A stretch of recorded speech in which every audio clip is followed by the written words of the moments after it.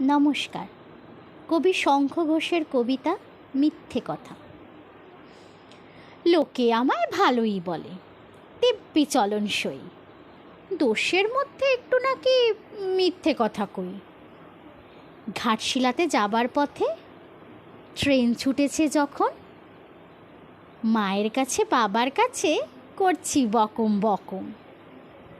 হঠাৎ দেখি মাঠের মধ্যে চলন্ত সব গাছে এক এক রকম ভঙ্গি ফোটে, এক এক রকম নাচে। ও মা, দেখো নৃত্যনাট্য।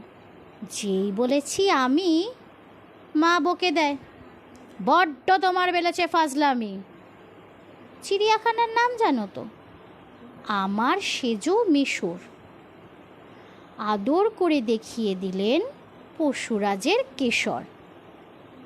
কদিন পরে চুন খসানো দেয়াল জুড়ে একই, ঠিক অবিকল সেই রকমই মূর্তি যেন দেখি।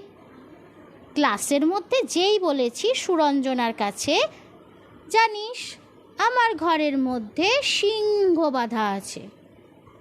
শুনতে পেয়ে দিদিমণি অমনি বলেন, শোনো, এসব কথা আবার যেন না শুনি কখনো। বলি না তাই সেসব কথা, সামলে থাকি খুব।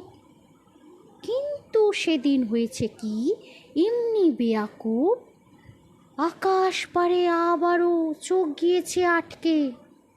শরৎ মেঘে দেখতে পেলাম রবীন্দ্রনাথকে। নমস্কার।